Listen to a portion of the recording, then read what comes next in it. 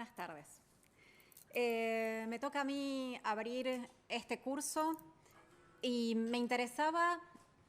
trazar un camino que nos lleve hasta la edición filológica digital. Pensando un poco, ¿por qué necesitamos un nuevo curso de edición? Cuando, por ejemplo, España es reconocida por sus cursos y muchos cursos de verano de edición de textos.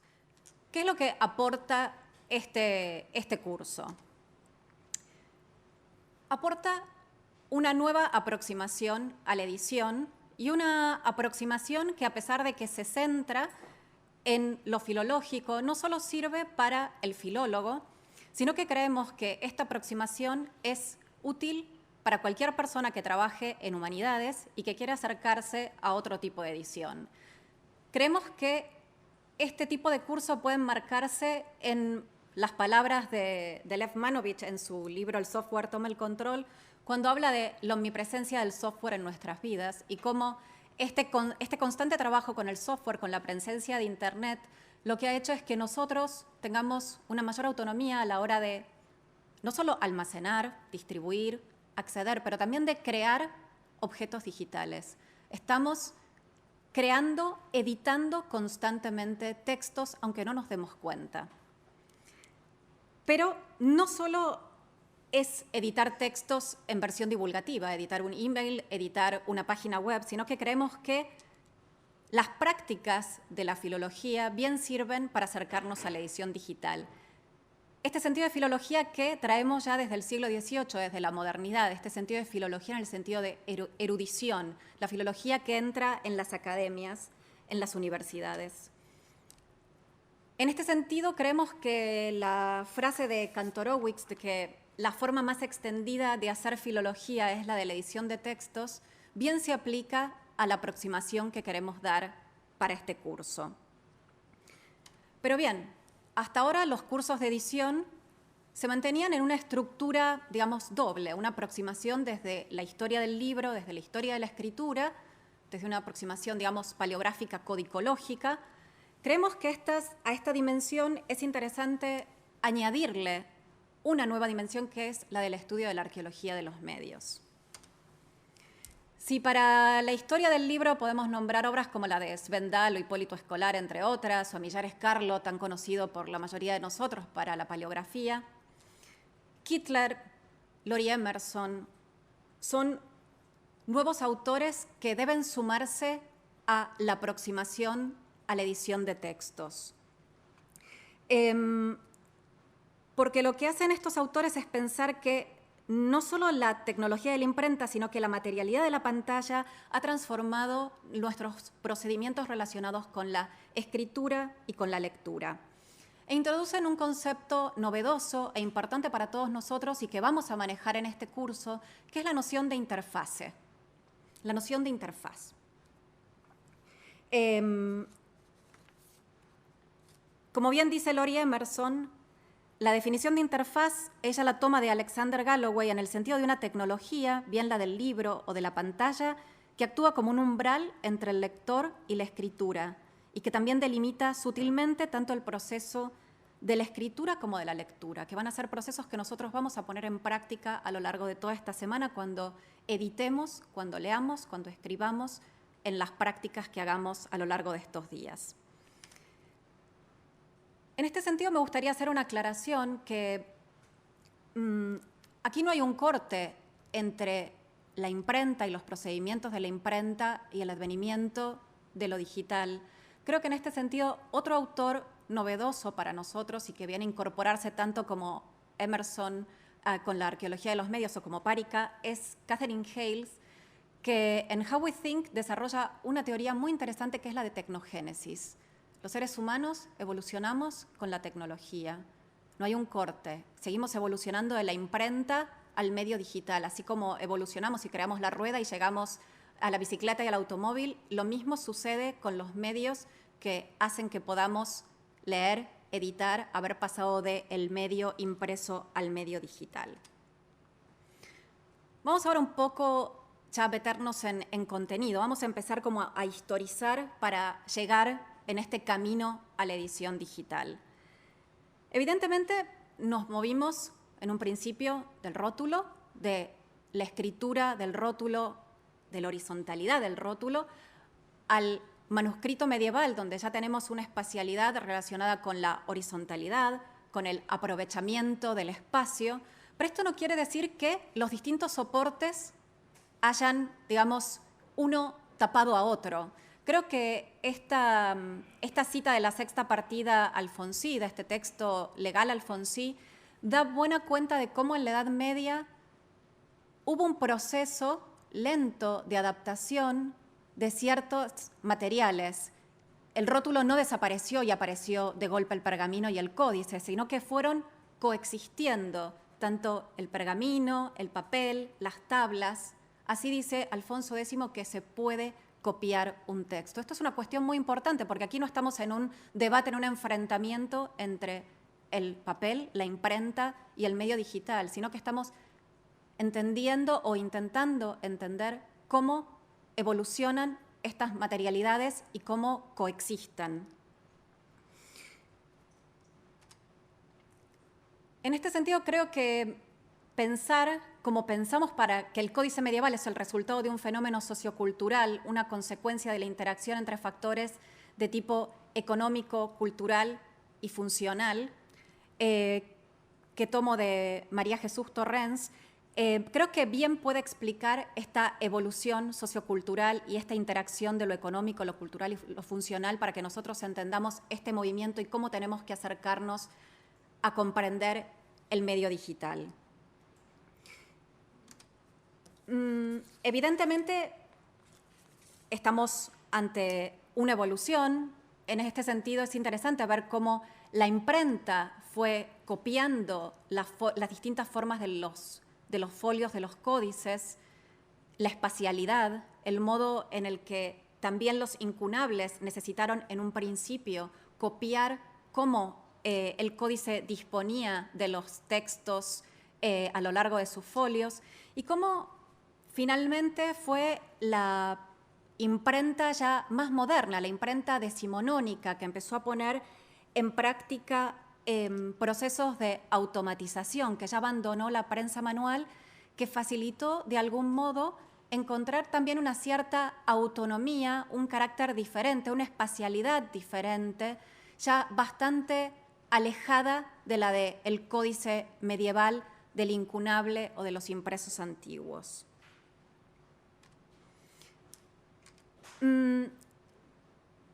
Por eso me interesa que nos detengamos en esta aproximación en el sentido de proceso, de agentes de producción, de herramientas y, como les decía en un principio, de interfaces. Pensar en estos términos, pensar las herramientas que vamos a usar, los procedimientos que vamos a poner en práctica en estos días en este sentido. Por un lado, el concepto de escritura, la escritura como un conjunto de operaciones y procesos recursivos en los que la escritura y la lectura entablan un juego dialéctico.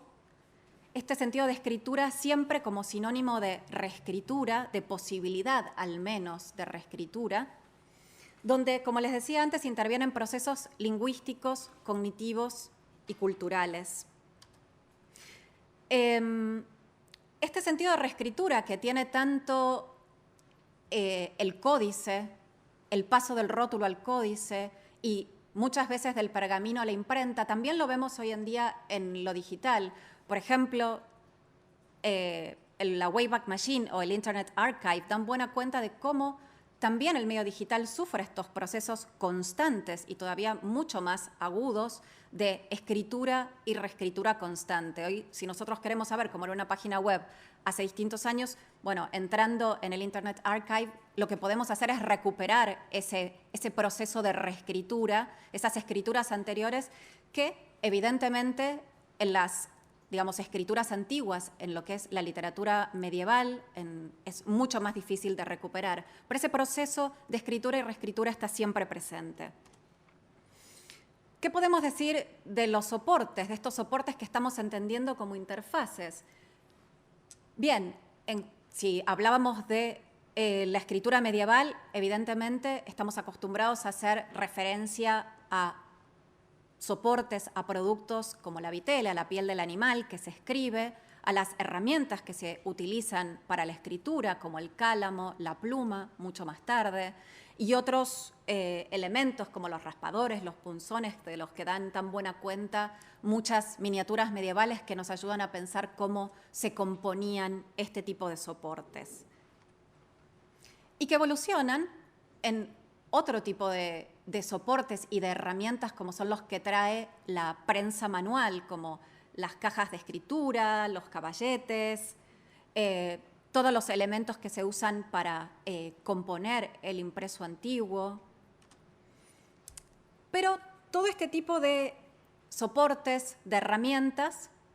también están presentes en el medio digital, aunque a veces nos cuesta pensar la materialidad del soporte digital, ya que durante mucho tiempo se hizo mucho hincapié en términos como hipertexto, hipertextualidad, en esta cuestión, digamos, casi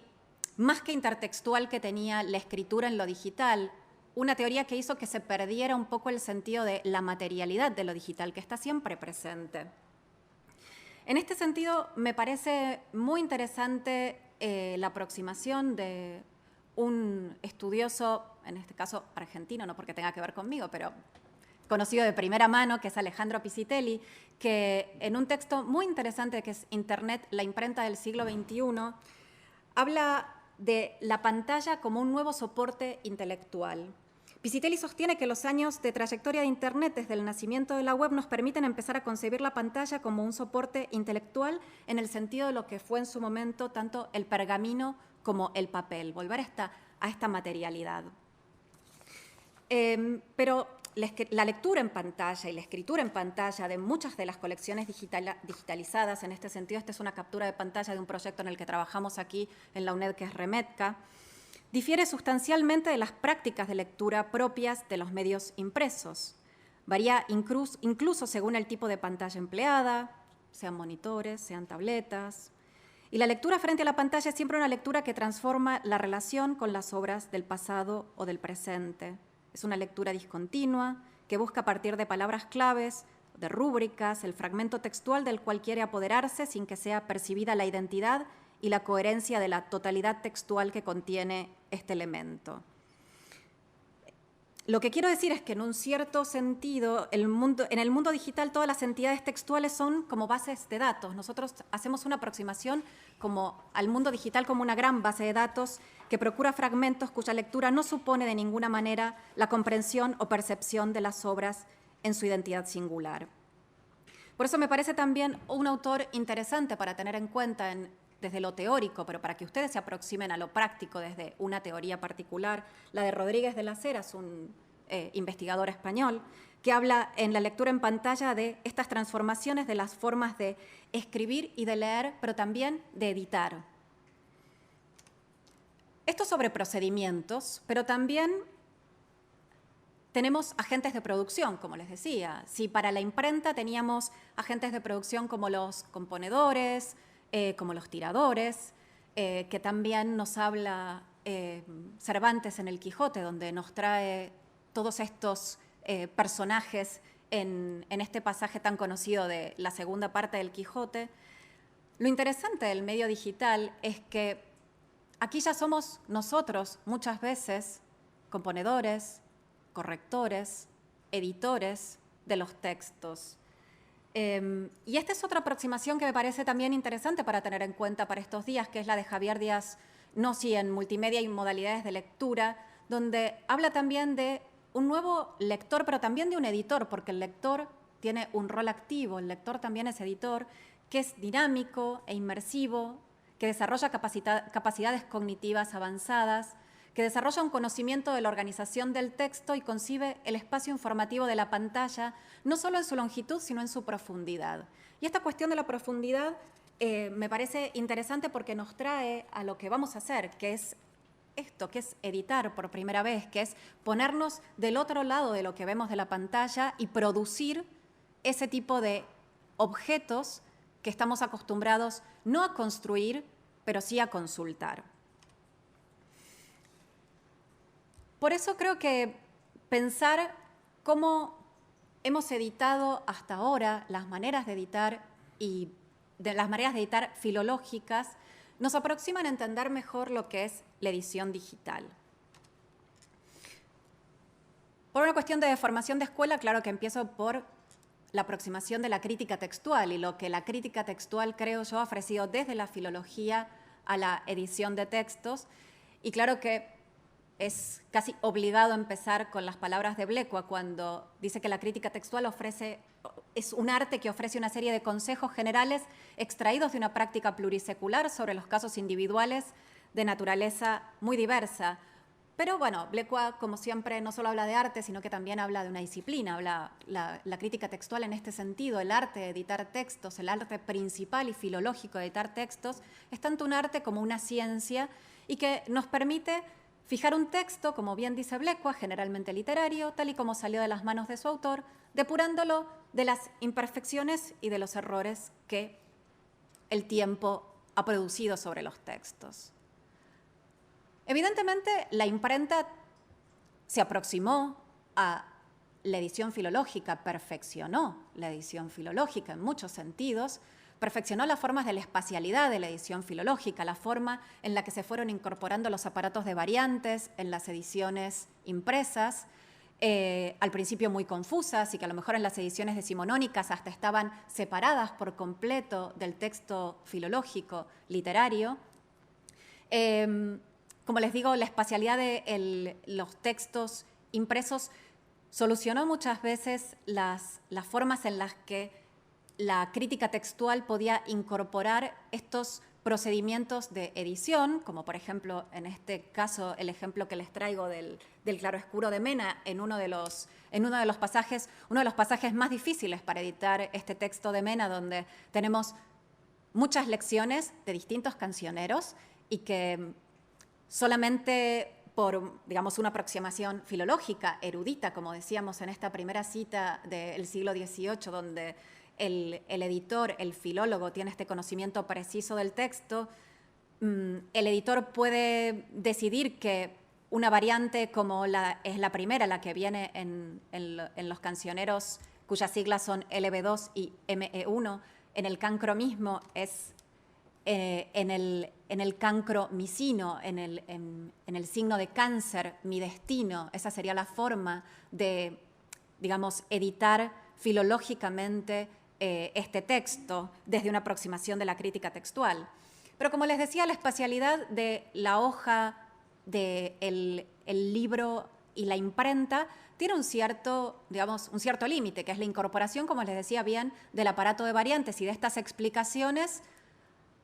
o bien dentro del folio, separado del folio donde se edita el texto, y una explicación aparte. Lo que viene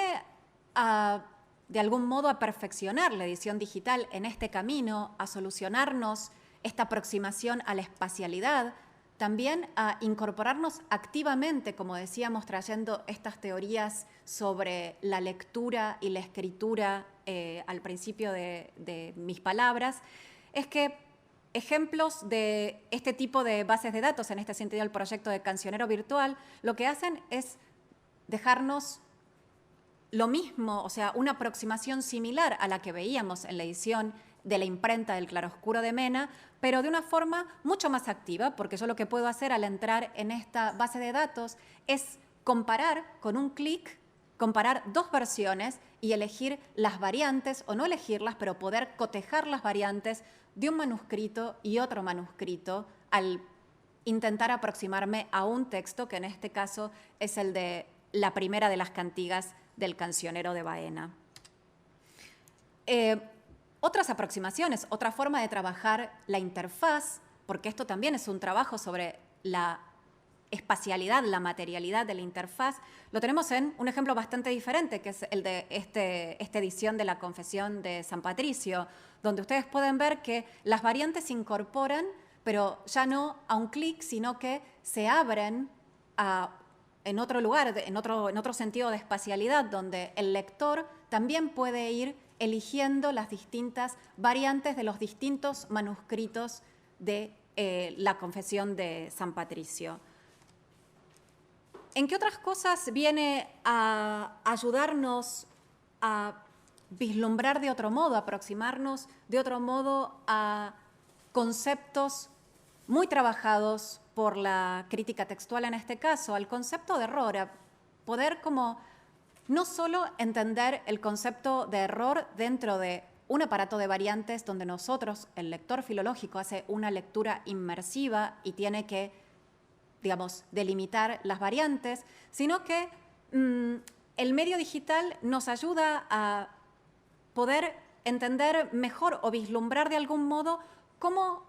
el error puede estar presente en una edición filológica, pero nosotros podemos saber, digamos, dónde está, dónde no está, incorporarlo o no incorporarlo. Esta es una de las tantas citas de lo que es el error dentro, que se utiliza tanto para hablar del error en la crítica textual, que viene del mismo don Juan Manuel, de un texto medieval, pero que también sigue hacia el mundo de la imprenta. Otra cinta interesante de cómo el error siempre está presente en la edición de textos es esta que ya se sale del mundo de lo filológico, que va al mundo casi del bestseller, que es de Patricia Highsmith, donde en Mar de Fondo habla de estas erratas de imprenta que son diabólicas, que parecen estar siempre presentes en los textos que se editan, que son casi imposibles de evitar. El medio digital nos ayuda a poder comprender mejor, a poder trabajar mejor sobre este concepto de error, a vislumbrarlo de otra forma, no solo a tenerlo incorporado dentro de la edición, sino a ser nosotros quienes podemos y quienes, por ejemplo, en este caso, a través de un editor como es en este caso Oxygen, y usando un metalenguaje que ustedes aprenderán en estos días como TEI, podemos también aproximarnos a ser nosotros capaces de distinguir, de editar este tipo de errores. Pero no solo el medio digital colabora con esta mejor comprensión de los procesos y de ciertos lugares de la crítica textual, sino que creo que también la crítica genética se vio ampliamente favorecida por los procesos relacionados con la edición digital. Evidentemente, como su nombre lo indica, y en esta cuestión casi antagónica entre crítica textual y crítica genética, la genética le interesa evidentemente la génesis de un texto, cómo se genera este texto. De hecho, no lejos de los procedimientos de la crítica genética está una herramienta como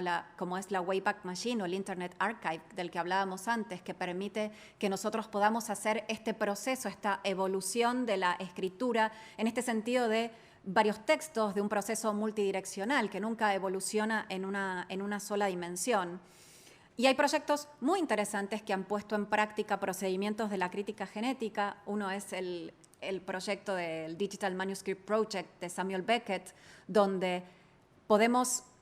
trabajar sobre la génesis de los manuscritos de Samuel Beckett, pero no solamente de los manuscritos, sino también en la génesis y en los procedimientos editoriales de los mismos editores de la obra de Samuel Beckett. Y no solo la crítica textual, la crítica genética, pero otras disciplinas, digamos, ancilares, auxiliares a este tipo de disciplinas se han visto favorecidas por lo digital. Una de ellas es la paleografía. Traigo este ejemplo porque creo que por muchos de los que estamos aquí es conocido en el CODEA, en el Corpus de Documentos Españoles a 1700, puede verse muy bien cómo se incorporan distintas dimensiones de transcripciones paleográficas y presentaciones críticas en la pantalla, acercando así estas dos dimensiones que muchas veces están divididas en la edición de textos relacionados con la crítica textual, donde bien tenemos un apartado, digamos, un lugar aparte para la transcripción paleográfica o la presencia de la transcripción paleográfica solo dentro del aparato de variantes, lo que nos permite la pantalla y esta distribución del texto en proyectos como el CODEA es que una transcripción paleográfica pueda leerse al mismo tiempo y pueda cotejarse con una presentación crítica, con una transcripción, con una edición crítica de un texto. Y otras disciplinas ancilares a la crítica textual y también, por otra parte, a la misma genética, es el estudio de los estemas. Los estemas, digamos, la estematología, una disciplina que en algún momento hasta en el siglo XX cayó en cierto desuso o en una cierta desconfianza, se vio favorecida por el desarrollo de nuevas tecnologías como la estematología. Hay tantos proyectos de estematología digital en este momento que permiten de algún modo arrojar luz sobre este tipo de procedimientos, sobre la elaboración de estemas, donde el editor puede trabajar sobre sus propias variantes, sobre las variantes que ha colado y la que permite, digamos, la organización de las distintas familias en los estemas, ya desde una aproximación mucho más precisa, como es la de ciertos, en este caso de porcentajes, que permiten esta distribución de variantes en una estructura arbórea para el estema muchísimo más precisa. ¿Y por qué no la New Philology? Todo este movimiento sobre la vuelta al manuscrito, pero no solamente al manuscrito como texto, sino al manuscrito como una entidad mucho más precisa que incorpora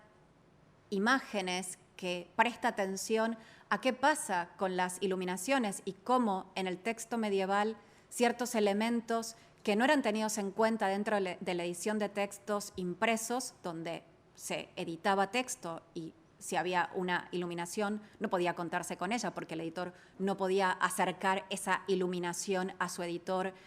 edición impresa. Se ve completamente beneficiada esta teoría de la New Philology, que vuelve a poner sus ojos durante la década de los 90 sobre cómo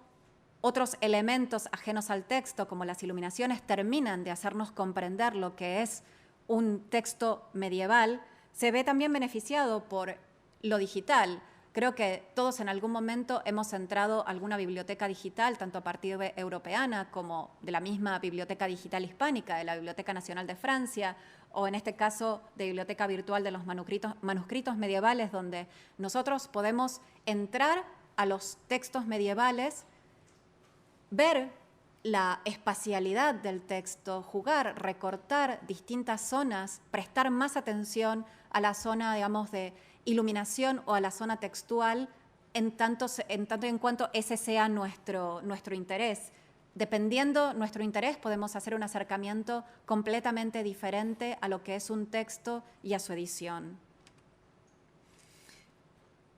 Todo esto que parece, digamos, solo ventajas, solo beneficios de la edición digital o de la digitalización, mejor dicho, también de manuscritos y de textos, porque también podemos hablar de digitalización y de edición de manuscritos modernos, como les mostraba el caso de las obras de Samuel Beckett, también implica un desafío muy grande para lo que es la edición digital. ¿Qué pasa con la edición digital dentro del ámbito académico? Evidentemente, la edición digital se presenta dentro de la academia, dentro de un espacio, digamos, de lo que consideramos como un proyecto donde ya no interviene un solo editor, como el que en algún momento podíamos pensar como Pérez Priego, el caso del claroscuro de Mena, donde hay un editor que está trabajando en la edición de distintos manuscritos, por ejemplo, y así edita un texto y lo ofrece en un formato libre, y así se distribuye, sino que estamos pensando en un proyecto a mayores, donde se incorporan muchas veces fuentes primarias y secundarias, donde se incorpora una cantidad de texto mucho mayor, donde no solamente interviene a lo mejor el trabajo editorial sobre uno o dos manuscritos, sino sobre muchos otros manuscritos, una enorme cantidad de textos, y donde empezamos a trabajar en un equipo de trabajo híbrido, donde no solamente se necesita la presencia de un editor filológico que conozca del texto, que sepa editar, que conozca bien de crítica textual, bien de crítica genética, sea cual sea su aproximación, sino que a este tipo de proyectos relacionados con la edición digital se incorporan otros agentes, por ejemplo, los programadores. He aquí una gran novedad para nuestro tipo de trabajo, un equipo de trabajo híbrido donde personas de humanidades, donde humanistas deben entenderse con personas del campo de la tecnología, dos lenguajes muy diferentes, dos aproximaciones muy diferentes al trabajo, y donde hay algo muy interesante que es cómo se produce la noción de autoría también. ¿Qué pasa en un proyecto de edición digital donde ya no está la figura de el editor? Como yo decía en el caso, por ejemplo, del claroscuro de Juan de Mena, editor Pérez Priego, sino que aquí tenemos a lo mejor un investigador que es editor, pero muchos otros editores que también intervienen en la edición del texto, donde se produce un trabajo de edición colectiva, algo similar a lo que Alfonso X decía que pasaba en el scriptorium alfonsí, donde se componen sus obras, donde el rey compone tanto las obras como los copistas del scriptorium, esa autoría dividida, y que hoy se ve en muchísimos proyectos de edición que apelan a este tipo de colaboración espontánea, a este tipo de coworking o coediting, donde colaboradores espontáneos pueden a su vez editar, intervenir en ediciones digitales. Esta es una noción a la que los humanistas recién ahora se están empezando a acostumbrar con este tipo de trabajos de edición dentro del ámbito de la edición digital. Y nuevos proyectos que tienen un crecimiento, una organización y una posibilidad de evolución muy diferente a la del libro, que al imprimirse así se cierra hasta que podemos pensar en una segunda, en una tercera edición. Los proyectos de edición digital crecen, son organismos vivos que mutan. Este es un caso bastante interesante, el del proyecto World of Dante. Fue una de las primeras ediciones, una edición comenzada en la década del 90, que comenzó siendo una edición en SGML, que nunca se detuvo, que modificó su estructura a la de XML-TEI, pero no solo eso, no solo incorporó los textos de Dante, sino que en los últimos tiempos ha incorporado otro tipo de textos. De hecho, ha incorporado textos más relacionados con lo divulgativo, como es el Inferno Revealed, que es casi un bestseller que habla sobre cómo Dan Brown, por ejemplo, se aproxima a, o cómo habla de Dante. Con lo que un proyecto de edición digital no es solamente un texto editado, como estamos acostumbrados al texto en papel, sino que puede ser también muchos textos dentro de un solo proyecto de edición digital. Con esto, el desafío de la edición digital es poder terminar de dar cuenta de las distintas dimensiones de un texto, del de la escritura, esa dimensión de la materialidad del texto, de esa dimensión que podemos encontrar a través de la digitalización en lo que es el scriptum, pero también de lo que es el textus, de la edición digital, ya del texto editado, y entender todas estas dimensiones, la del manuscrito que se puede visualizar, de las distintas zonas de los manuscritos, del manuscrito como texto, del manuscrito como imagen, pero del texto también editado sobre un manuscrito, entenderlo como opus, como obra. Esa es una de las grandes ventajas que nos da, creo, hoy en día la edición digital, pero también uno de los desafíos más importantes para la edición, que es empezar a trabajar sobre esta noción de interfaz correcta, cómo elaborar proyectos con interfaces que sean accesibles a distintos tipos de lector. En este sentido, creo que a lo que ustedes se van a aproximar, que va a ser muy breve, van a ser solamente unos pocos días de esta semana, pero la idea es que entremos al texto digital de esta forma, entendiendo que somos lectores, escritores, que podemos editar texto y que estamos generando nuevas formas textuales que a su vez no solo se van a quedar en estas formas de editar o de aplicar herramientas de edición a los textos, sino que todo esto puede convertirse en uno, en otro o en muchos textos que luego pueden ser accesibles en la web y que encontrarán sus distintas formas, no solamente a través de la edición individual, que va a ser lo que ustedes trabajen aquí, sino que ese tipo de proyectos pueden incorporarse en proyectos a mayores donde entra otro tipo de edición de tipo colectiva. Y hasta aquí lo que quería contarles, este tipo de aproximación teórica, breve, pero para dar un marco concreto y teórico al resto de los días que van a ser más de tipo práctico esta es mi aportación primera, que espero les sirva para entender las prácticas de edición que ustedes llevarán a cabo aquí. Claro que cuando termine mi colega Elena González Blanco su presentación, haremos un momento para distintas preguntas que tengamos aquí o online, pero no obstante, todos estos días estaré aquí, así que espero que también a través de la plataforma me hagan llegar sus preguntas, sus sugerencias y que entablemos un diálogo sobre lo que es la edición digital. Entonces, sin más, doy lugar a la presentación de Elena.